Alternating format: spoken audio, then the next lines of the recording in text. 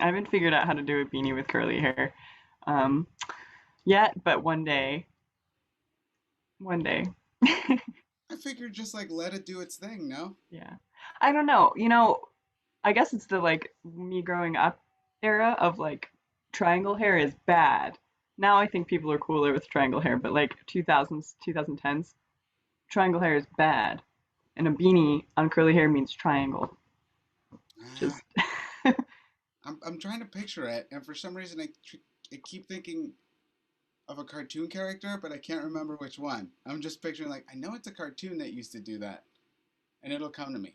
somebody on recess, maybe. I don't know. That's what I was I thinking.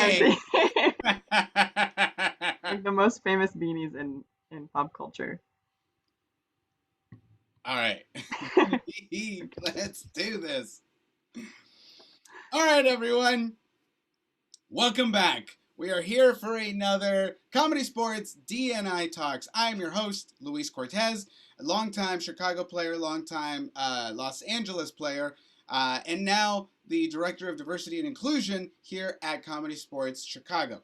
A few months back, we started this show in order to not just introduce our ensembles to the world, but also to hear their stories, to hear their adventures through the world of improv, whether it be here in Chicago or in other places where they may come from or are headed to, but also to start normalizing more diversity and inclusion conversations within our ensemble, within our own circles, within our fans, and within the people that watch our shows, and so that it's not such a weird, awkward stigma in society. So it's just regular conversation as it should be. Today, I am joined by another one of our ensemble members. Please welcome ensemble member Tara Egan. Woo! Hello. How are you? I'm great. How are you? I'm good. How you feeling? Oh, fabulous. Yeah. How's Yeah. I know we were just talking about it, but how's life in general? I'm very used to at this point just getting to hang out with my cat all day long, like no matter what I'm doing. So that's Yeah, how are you kind guys of amazing. doing? We're almost a year into lockdown. How are you feeling? I'm used to it now. I think I'm a little bit like in between being an introvert and being an extrovert, and my introvert powers have grown so strong in lockdown. The problem with my introvert powers, because I'm right there with you. I'm more introverted than extroverted. Um, Being extroverted causes me to be introverted. Yeah. But when I introvert, that's my downtime. So I'm just like I like to chill and do a lot more nothing. So I have to be careful with introverting too much at home, or else I am not productive at all. Oh yeah, been there. Yeah. So and yeah, a couple months back was when it was actually like, oh, this is heavier than I thought it was. Yep. So good. I'm glad I'm not the only one. Thank you so much for being here. I'm very excited that you're here. For those folks who have not had the pleasure, why don't you tell us a little bit about yourself, where you came from, where you grew up, stuff like that, and then where your improv journey started. Okay. Hi, my name's Tara Egan. It's such an honor to virtually meet you for the first time if we haven't already. I think it's really important to just like make eye contact with you. Um, I was born in Morocco. My dad's side of the family is Moroccan. My mom's side of the family is American Irish. And I moved to the States when I was 3 and grew up in Arizona. And so that's where I think I did improv for the first time without realizing it was improv because I was really into music. I did every band in in the school. I was one of the two girls on the drum line, like every single musical thing that I could possibly do. Um, What did you play on the and drum line? say what? What did you play on the drum line? The biggest drum. I was on the This one? bass. Bing bong, bing bong. That was you? That was me. Anytime. It's a huge honor, but also a privilege. Um, but I played flute and piccolo most of the time, and I played trumpet in the jazz band, and that was my thing besides doing theater and stuff. But theater at my school was really interesting because it was definitely like there were the like set people who were cast in all of the plays, and then there Yeah, were that's like all the people who were also like there and excited to be there, and I was definitely excited to be there. Uh, but I played in the pit orchestra too. But the drama club did like acting exercises every drama club meeting, and those were improv games, and I didn't realize that until I got to college. I was like, oh, I see this. so you did all that stuff, and that was just high school. Yeah. Oh boy, okay. I played trumpet, but I played trumpet in elementary school. So by the time I was in high school, I dabbled in piano and I played trumpet, but by that age I was out. I did flute starting fourth grade was like when we were allowed to pick our instrument, and I remember my elementary school program, my class was very small, and when the class above us got to pick their instruments, all of us were like, oh my god, oh my god, oh my god, and I remember us being like, oh, Leanna picked flute. Should we all pick flute because Leanna picked flute, or should we get the violin? I remember talking to my mom about it, and I was like, okay, violin, flute, or drums. My mom was like, not drums. Um, and then I started with flute, and then my two other classmates, like the three of us were all very excited about it, but also like a little bit competitive. So I think we just went really hardcore, and then like we're playing flute so much as hard as we can, and like, and I think that carried into high school where I was like, I am doing the band as much as possible. And then I got a music degree, so All right. couldn't turn that down. And what kind of music degree? So it's a Bachelor of Arts in Music, and my focus was on music education. So yeah, it was a lot of fun. I was a student conductor for the Wind Symphony, and I played flute and piccolo all 4 years with the orchestra and the symphony and the pep band. So I'm very sporty, obviously, Of because course. I played piccolo next to basketball players. So I would say I'm a jock as well. You know what? Coming from someone who also didn't play a ton of sports, I agree. I had I was my Letterman. I never got a Letterman jacket, but I got letters for jazz band and for band, and then I got a letter for academic decathlon in high Okay. school, and I was like, oh yeah, like this is so cool. But so joining comedy sports is really good for my jock. To really just fill out all the Yeah, jock years that you've had. yeah. But yeah, no, college is when improv really started for me because I joined the improv club and then drank the Kool-Aid and then never looked back. This was in college, you said? Hmm. And Yeah. so, did you audition for the improv club, or could people So walk on? the improv club, when I joined, it was more of a there wasn't an audition process. It was just join, come to our rehearsals Tuesdays and Thursdays from 10 to midnight. Um, and the shows I think my freshman year were a little mix of like who wanted to do it, but also mostly like the seniors and juniors who were committed to like knowing how to do the games and stuff. But then I got more and more involved, and we started developing it into a we had like the varsity team who would do the competitions, and then we had um, like who wants to do shows and who doesn't want to do shows, and trying to train everybody to be comfortable enough to do shows, and like we developed a curriculum, and we went to different festivals. We had a festival for improv. We went to Seattle, like big town Seattle, to go to the improv competition at Jet City Improv, and that was where I met a lot of like other college improv people who I was like, oh, okay, improv is so cool, and a lot of people like to do it, and people were like chit chatting about Chicago, how it's such a cool improv town, and that's why I came to Chicago after college was And to go remind do me, I'm sorry, where improv. did you say you went to college? University of Portland in Oregon. Okay. Yeah, yeah, And then to the big city, to the big city. Seattle. All right, so you got your music degree, and you were part of the improv club, I and was the president for 2 years, so oh, okay. See, so thank you for yeah. excuse me. I I apologize. was secretary my sophomore year. There was not a secretary position, and so it became a position. Um, and then I was president my junior and senior year. All And then I right. came out here, and I've just been trying to be president of an improv club in real life, and doesn't exist somehow. I don't. Have you considered starting one yourself? No, no. Okay, well, I don't. I'll just something. ask my cat. It's just gonna be me and my cat, and I'm gonna be the president, and she can be the vice president. Well, I mean, you know plenty of improv people. What? I don't think this is too far from your reach. And Just then we don't have to harp on it. Just okay. something to think about. Something to think about. All right. So when did you officially move to Chicago? 2016 in Okay. the fall. Yeah. So you and I I are actually I moved here, and then the Cubs won the World Series as like a welcome gift to me. okay. So So you were I brand did new. that, and Yeah. it's like really special, and you're welcome. And Thank it's you. I mean, I'd only been here like 3 or 4 months when you arrived, yeah. because I landed here in April of 2016. So yeah, you and So I you were not know. that far behind. Yeah. Yeah. So, what was the first? Where was the first place that you landed, theater wise? IO. Okay, tell me about Yeah. that.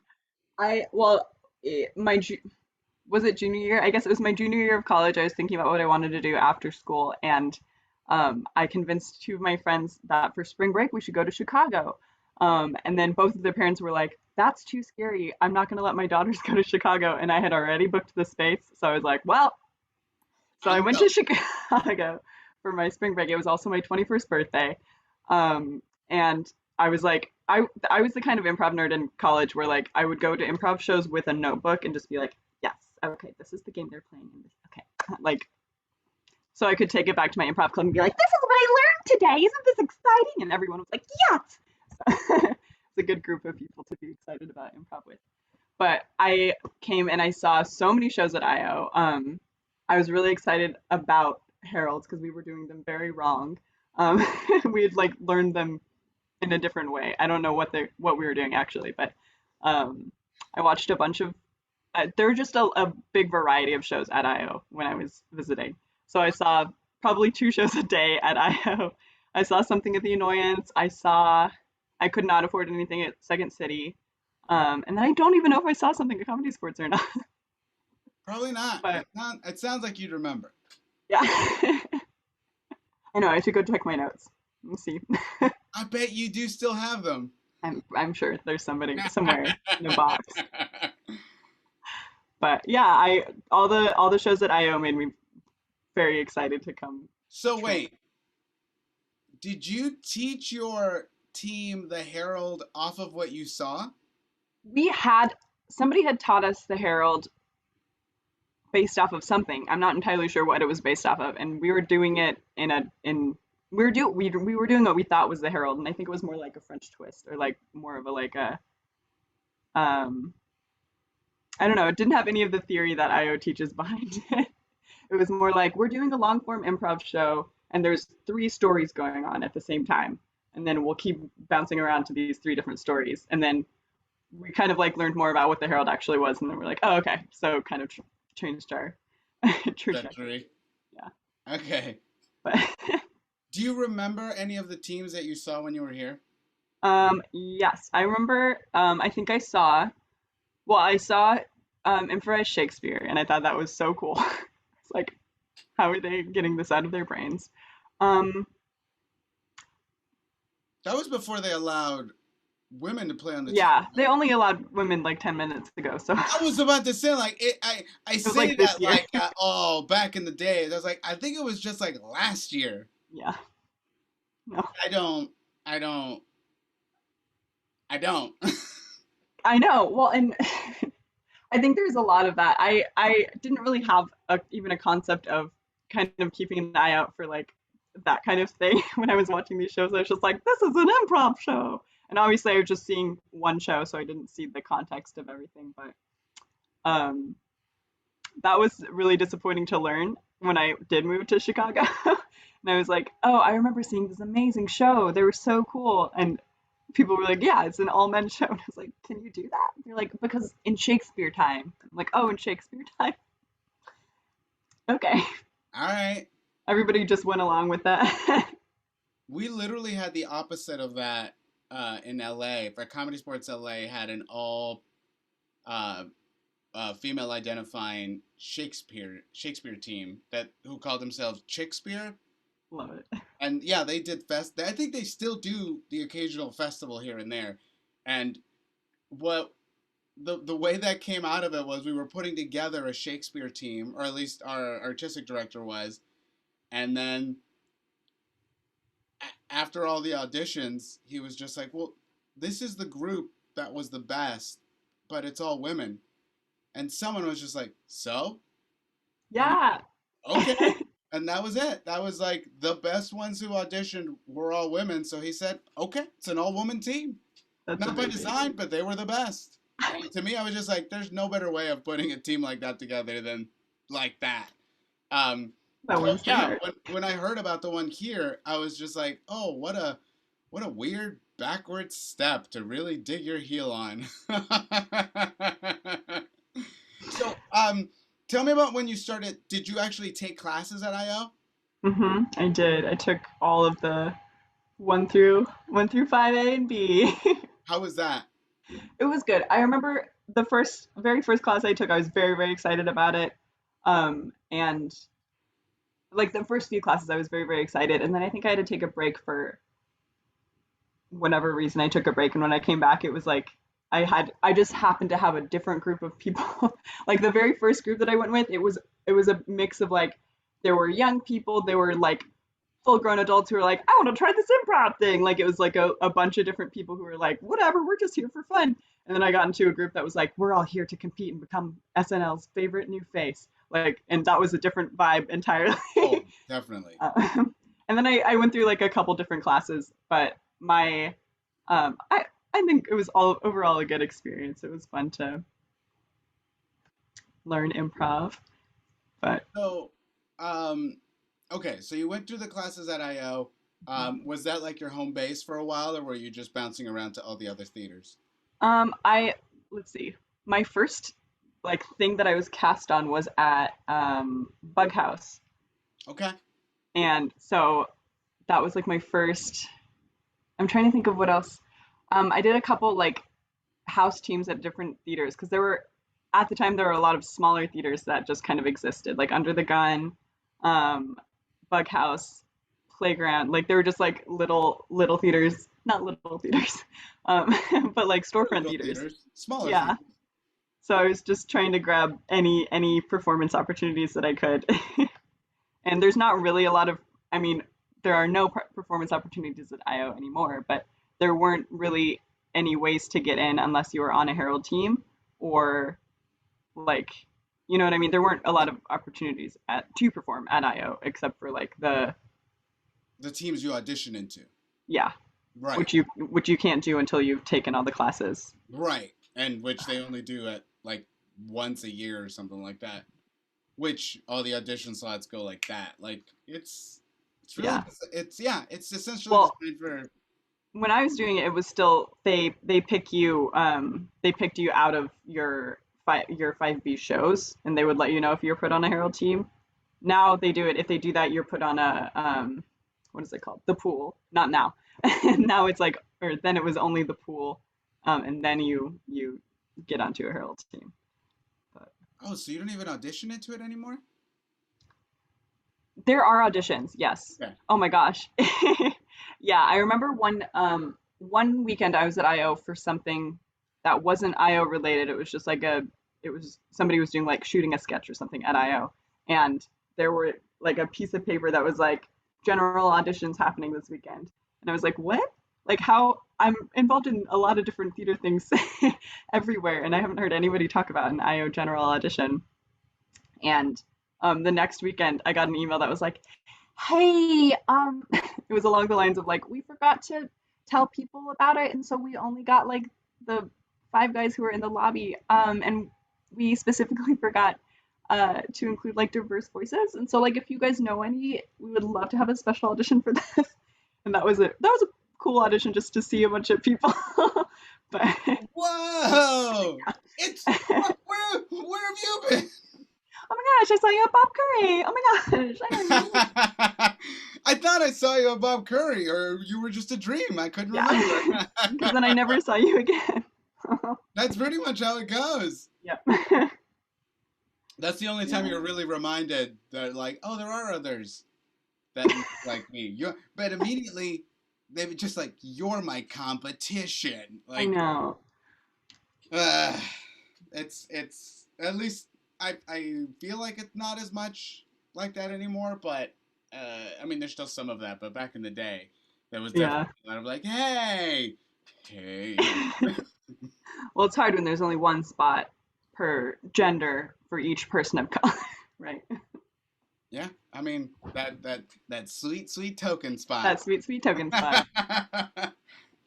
As I think I told I was talking to Rob Grabowski about in his podcast about that tokenism, where I was just like my family fortune is built on that tokenism. Like those were the jobs I was getting in those early 2000s. Well, and the thing is, like, eh, anytime somebody is the token hire, even if it's not intentionally, like, they know that they're the only person of color in the room, or if there are two people of color in the room, they will make eye contact with each other and be like, "Cool, cool, cool, cool, cool, cool, got it." Like, no matter what, that will always happen. We see each But other. sometimes, and I mean, people, it's I was cast on a team where I was so excited. They like had held auditions. I was cast, and then I got to the first rehearsal, and I was like, "You just held auditions, and you didn't intentionally try to hire any other people of color." And I definitely like had, a little bit of um, imposter syndrome of being like, I can't be the only person representing all of people of color because like I hardly count, like that kind of thing, like which is its own um, thing. But when I talked to the director about it, they were like, "Well, I didn't even think about it. I didn't even realize like you weren't meant to be a token hire. I just didn't even think about it. We just cast who was good." And I'm like, I know, I know. It's not. That's the problem. Nobody thinks about it. Right, yeah, and that's one of the things that again with Rob we were just discussing that idea of like we unless like your original design literally said we will not diversify, like this is something that we are making a conscious effort to not do, then you didn't do it on purpose. But it's not that like you did something, it's probably more that you didn't do something, like you forgot to focus on something or you just didn't prioritize it. So now when we talk to people and try to get some initiatives or things going, all of a sudden it's like, well, when could you have it? And it's like, look, I can do this quick, but also there's a lot of steps that we kind of have to go through. The transparency and the not necessarily like the blame, but the responsibility of what steps were taken to get us to where we are before Right. I even just go and here's your solution. Like Yeah. it's We not need to about fix this that. right now before anyone finds out we're racist. Like, Yeah, hurry. exactly. Like, we don't want to be the theater that doesn't have any people of color. Like, hurry. It's Hurry, like, well, that's hurry not actually. and get here.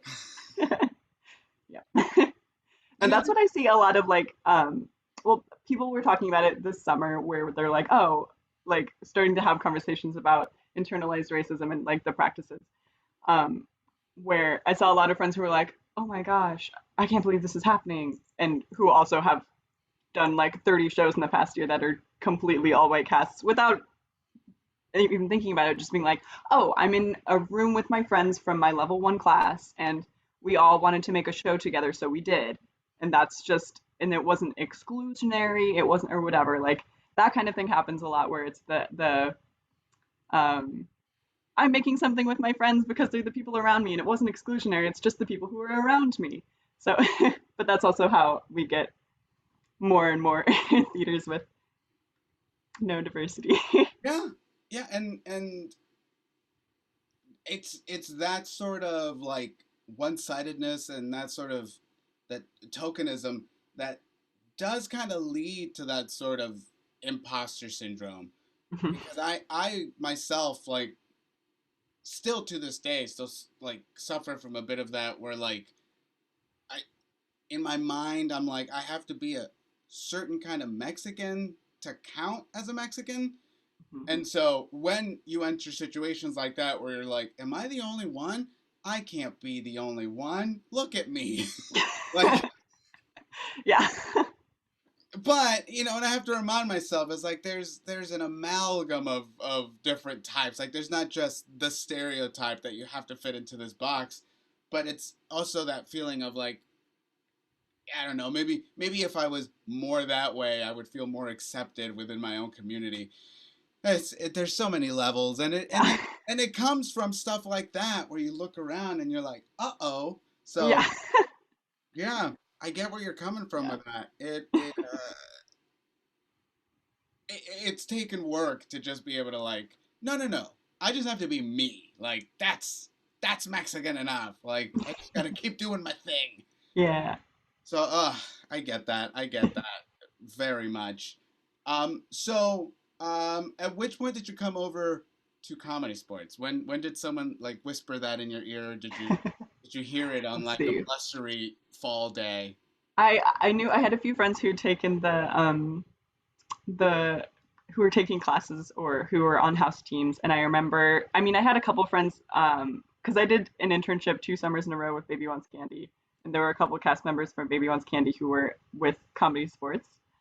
So I like knew them, so I'd come and seen their shows a couple times. And just I started taking classes. I don't remember. I don't remember when, honestly. Actually, no. I started my first house team was Ambush with Yvette was my coach. And that I Okay. hadn't taken classes at Comedy Sports. I just auditioned and was You on Ambush. okay? Great. So you came in and Yeah. you auditioned and you got one of the. Was it still House Party at the time, or had we switched over to Rec League? It was House Party. Okay, so this was Yeah. okay. So this is probably Yeah. like 17, 18, something like that. Yeah. Okay. Yeah. Okay, great.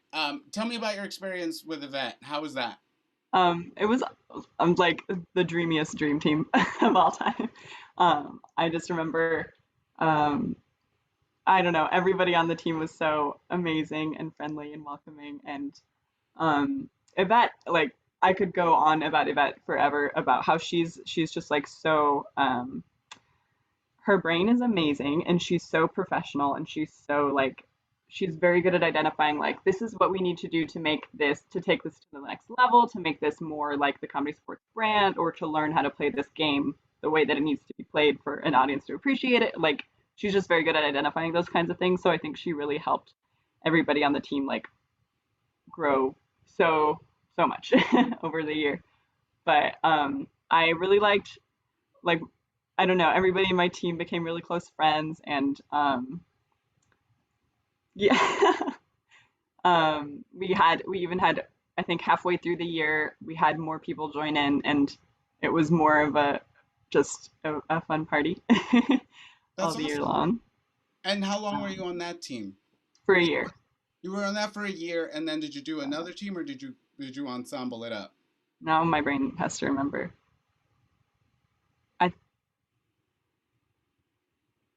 I was just on that team. I was on that team. I was like, did I do something else? Nope. um, yeah, I went from that team to ensemble. But near the second half of the year, I remember the person who was in charge of schools at the time was like, we don't have enough, like, we need more students in our school to keep the classes going. That was when we were still at the Under the Gun space. Right. So I think it was like, it was kind of a transitionary period for the school. So they were like, please, like, they got a bunch of house team members to join the school. And that's why I took the levels at the professional school. That was a lot of fun as Oh, well. so you were already on a team, and then they just offered like, we just need butts in the seats. Yeah. Come and take these for free. Yeah. And okay, who were your, that's awesome. Who are your It was teachers? Alex Gardet. Um, I think Yvette taught a class. Who else? Rudy was my sub coach for Ambush also. Um, I'm trying to think who else. I was doing a lot of improv at the time because I was also doing like Mint, and I was doing just random shows and teams around that, around Chicago. So my brain is like, where How was it? at that point, uh, how many nights a week would you say you were headed straight home after work? Not a lot of them. Yeah. No. That was for a while my gauge for people, like when I first landed and I was trying to find like 1,000 things to do. Um, I was thinking like, how many nights a week am I just going home?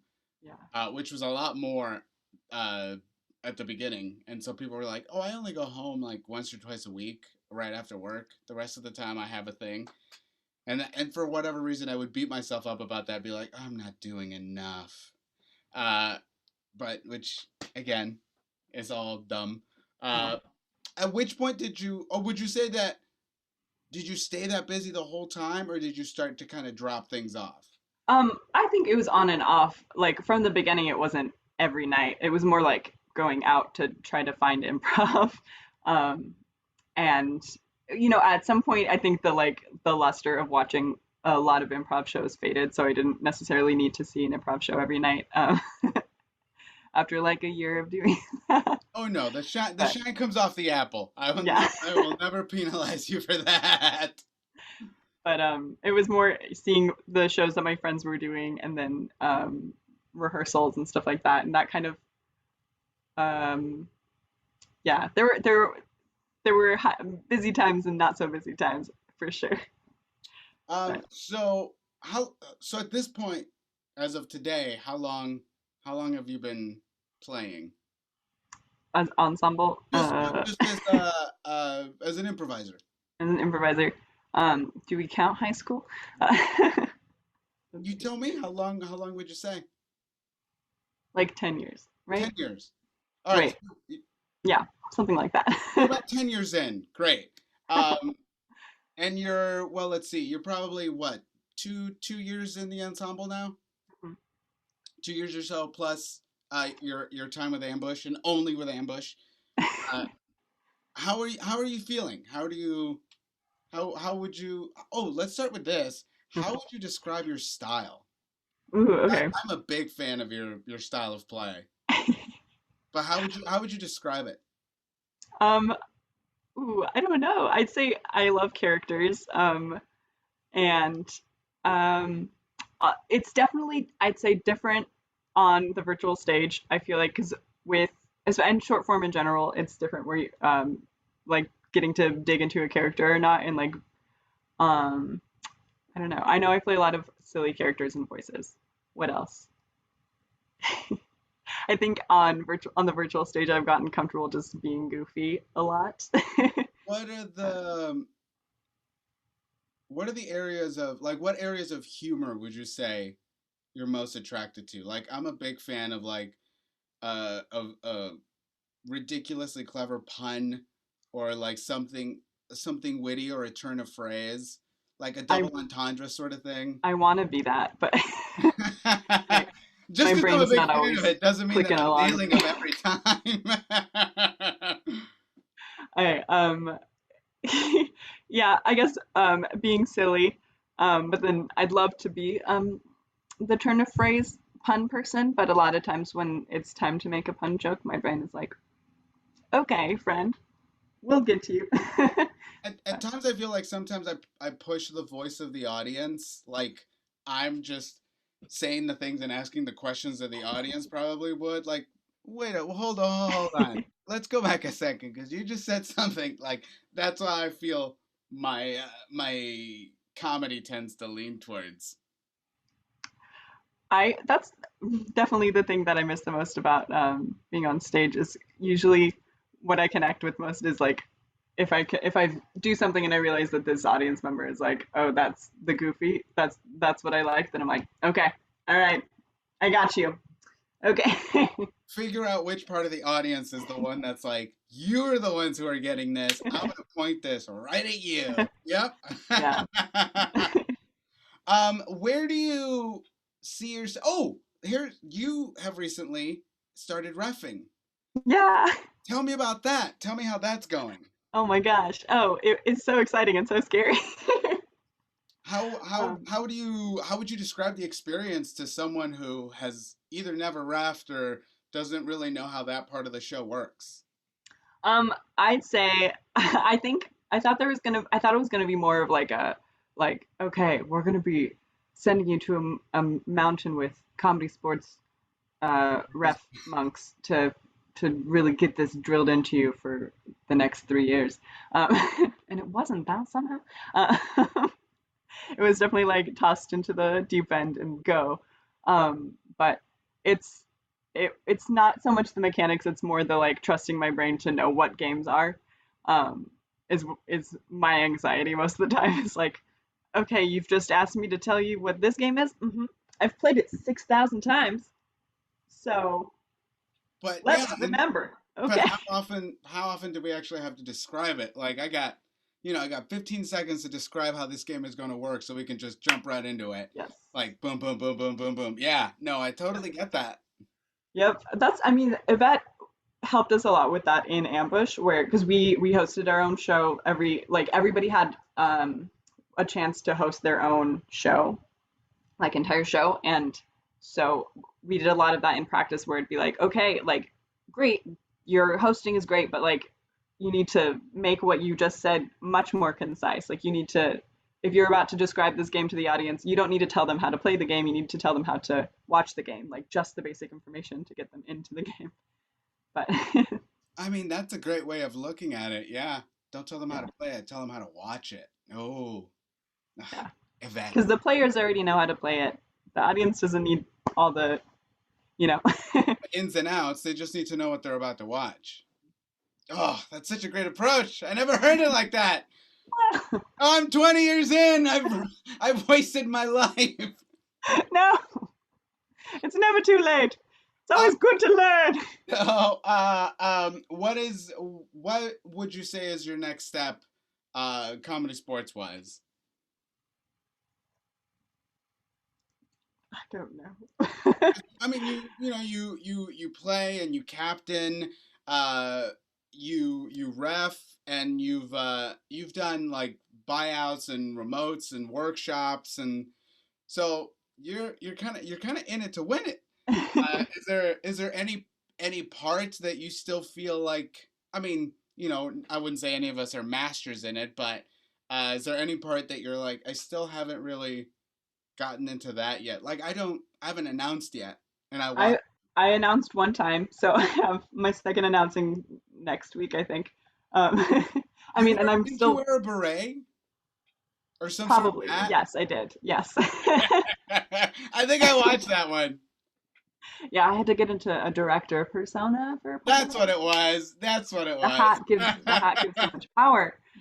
Um, yeah, I'm still so new to refing too. So refing and announcing in general. I don't think that I captained before we went virtual ever. So You've that only was, captained in the virtual world.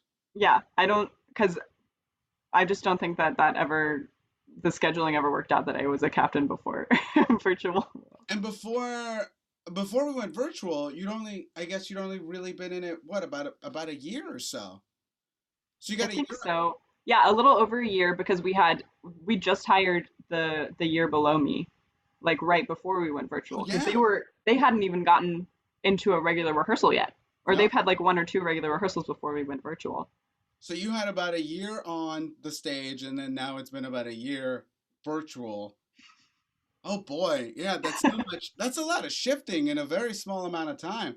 I mean, Yeah. I talked about it with the last class, the virtual class, where it was just like you've only ever really played online, so it's going to be not a huge set of growing pains, but we'll all have to kind of readjust Yeah. once we get back on stage. I think we're all gonna, it's not just gonna be the people who've never been on stage before. It's gonna be everybody Oh, because, totally. and it'll be a new stage and it'll be new, we'll all have changed inside and out. I I I worry that the audience will like jolt us all the time because now Oh we're yeah. just used to them not being there, and so now we gotta like pause for laughs or Yep. Pause for laughs is gonna be the big thing. when they when they actually do laugh, we're just gonna be oh god oh I forgot you were there. No, six things is gonna be really hard. Five things is gonna be really hard. Where I've definitely Googled. I will admit it. We've aren't. Should I not say this? This is a Stop it! You're secret. giving away the secret. Okay.